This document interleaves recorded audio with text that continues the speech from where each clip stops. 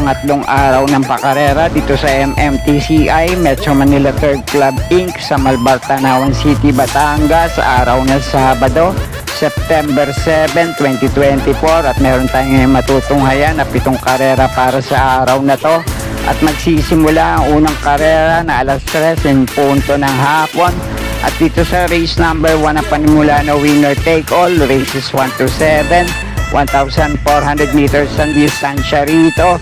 Isang 3-year-old and above maiden race, may 6 na numero at 6 din na makakalahok dito.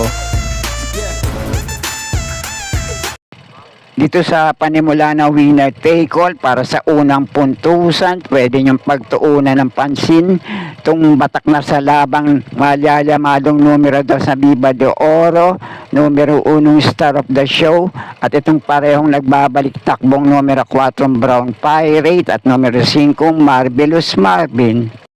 At bigyan ko kayo ng konting gabay para sa 4 na kalahok na to. Sana ay makatulong sa inyo mga diskarte. Itong numero 2 sa Viva de Oro at numero 1 Star of the Show, may laban na rin to at tinatalo sa datingan ni Viva de Oro. Itong numero 1 Star of the Show. Pero itong numero 1 Star of the Show, may dating takbo to, mainam din ng Chinempo, 1.29 sarado sa parehong distansya nung nasigunda to kay Catbite. Ito naman nagbabalik takbo, numero 4 Brown Pirate, medyo matagal tong nabakasyon pero mainam naman yung naging barrier niya sa pagbabalik takbo nito at may dati tong novato run na nanalo siya at ang tinalo niya ay si Mahusay ay. At ito naman isa pang matagal na bakasyon na nagbabalik takbo, numero 5 Marvelous Marvin. Okay lang din naman yung naging barrier nito pero dati itong napalaban kay Bea Bell sa trial run nila. At may tulin din to at sa laban nila na yon, paglabas ng aparato, nakapwesto agad ng pang-4 hanggang part-turn, bigla na lang tumukod at nabugaw pa sa datingan. Kaya ang pang-primera ko rito, numero 4 Brown Pirate, panigundo ko naman dito, numero 5 Marvelous Marvin, at panersera ko rito, malamang ito malyamado rito, numero 2 na Viva de Oro, at kung kursunada niya naman to numero 1 Star of the Show, kaya na pong bala di magsama para dito sa panimula na winner take all. Okay po, thank you.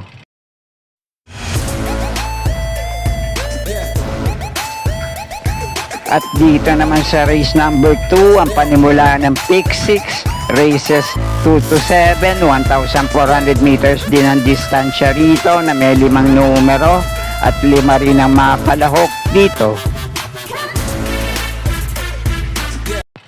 At dito naman sa race na to, magandang laban naman to para sa lahat ng kalahok dito.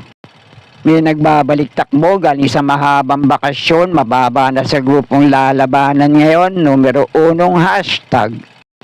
At yun namang 4 na natitirang kalahok dito, may mga naitala na hindi naman nagkakalayong tiyempo sa mga dating laban nila at depende na lang kung sino ang nalabanan.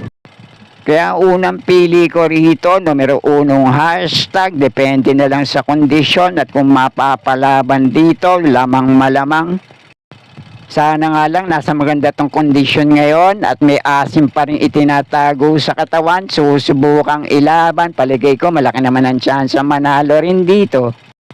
At depende na nga lang sa klase ng itatakbo nitong nagbabalik takbong numero 1 hashtag. Pwede pa rin panama sa pagpipilian yung 4 na natitirang kalahok dito. Itong metulin, pwedeng mauna manalo ngayon, numero 2 na win sa Maxine, yung 2 deremating kalahok dito, numero 3 na Rise Up at numero 4 Heaven and Earth. At itong medyo mababa na rin sa grupong lalabanan ngayon, kaya lang hindi consistent manakbo sa ganitong distansya, depende na lang sa kondisyon. Numero 5, Go Uste. Okay, konting diskarte na lang po para sa puntusan na winner take all at dito sa panimula naman ng Pick 6. Okay po, thank you.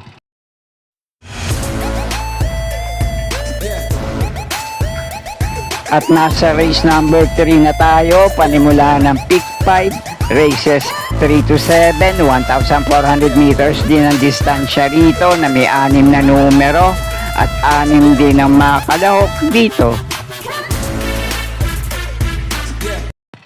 Dito naman sa race na to, medyo mababa na rin sa grupong lalabanan ngayon, numero 1 Agaron. At yung ilang kalahok naman dito ay naglaban-laban na rin sa ganitong distansya at tinatalo din nila ang isa't isa sa datingan. Pero ang pampremera ko na rin dito, numero 1 Agaron, na uling takbo sa parehong distansya, dumating lang pang 11 sa nanalong kakampi niyang mahusay ay itong numero 1 Agaron. Kapag nasa magandang kondisyon ngayon, kapag kinalabit, pwedeng hindi sumabit. Kumpara kasi sa mga dating laban nito at yung mga naitala rin tiyempo sa ganitong distansya, mas may kainaman kaysa sa naitalang tiyempo rin ng ilang kalahok dito. Kaya depende na lang din sa itatakbo nitong numero 1 Agaron. Pwede nyo pa rin panama sa pagpipilian. Panigundo ko rito, numero 3 na Matikas. At itong numero 6 na Maaasahan. Pwede rin naman, basta kursunada nyo. Kaya na pumbala din magsama para sa mga diskarte nyo. Okay po, thank you.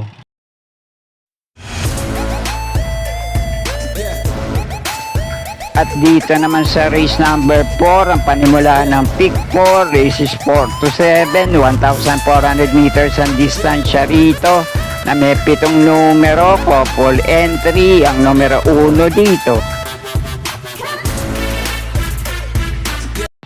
Dito naman sa race na to, ang pamprimera ko rito, itong 2 ulo, 8 ang paa, pareho ng connection kay Agaron, baka magpumpyangan ng connection. Numero 1 The Chosen One at 1A sa couple entry na Color Blast. Itong numero 1 The Chosen One na bakasyon nga to, kaya depende na nga lang sa kondisyon ngayon. Pero itong 1A sa couple entry na Color Blast, huling takbo nito sa parehong distansya na tersera to kila Iris at Shining Thunder. At depende na nga lang din siguro sa magiging senaryo ng kabitan o baka naman magkakaroon ng salikwatan itong dalawang magkasunod na race, number 3 at race number 4. Kaya ang panama ko sa pagpipilian dito, panigundo ko itong numero 4 ng Sinag at panersero ko naman dito, numero 6 na Surplus Boy. Pero muli, ang pamprimera ko pa rin dito, itong magkakampi na numero 1, The Chosen One, lalo na itong 1A sa couple entry na Color Blast. Panigundo ko naman itong numero 4 ng Sinag at panersera ko rito, numero 6 na Surplus Boy. Kaya na pumbala para sa mga diskarte nyo pa rito. Okay po, thank you.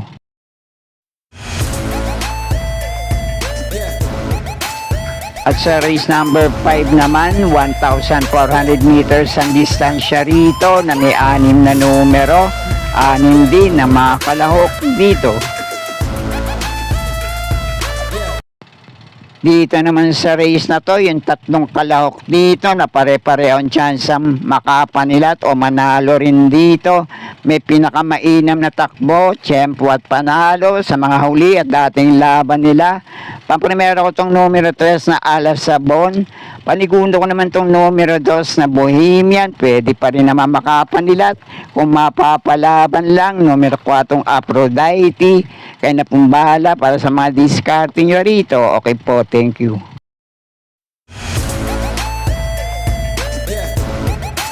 At nasa race number 6 na tayo, penultimate race. 1,400 meters din ang distansya rito na may 7 numero at 7 rin ang mga kalahok dito. Dito naman sa race na to, may kalahok dito na medyo mababa na rin sa grupong lalabanan ngayon. May tulin, pwedeng mauna manalo, siguradong malyalamado, numero 2 na Caraga Wonder. At kung sakali lang naman itong may tuling numero 2 sa Caraga Wonder ay bulabugin na lang sa harapan ng iba pang kalahok na may tulin din dito tulad nitong numero 6 na Flywheel. Palagay ko pwede rin makapanilat yung mga aabang na kalahok dito. Panigundo ko numero 7 Manila Boy. At ang panersero ko naman dito medyo dehado, baka lang makapanilat itong numero 3 na Caloocan Sap. Pero muli, pampremera ko pa rin dito, Malyalia Amado, numero 2 na Caraga Wonder, panigundo ko naman tong numero 7 Manila Boy, at panersera ko naman dito, Dehado, numero 3 na Caloocan Sap, at kung may iba pa rin kayong kinukonsyonadang kalaok dito, kaya na pong bahala din magsama para sa mga diskarte nyo. Okay po, thank you.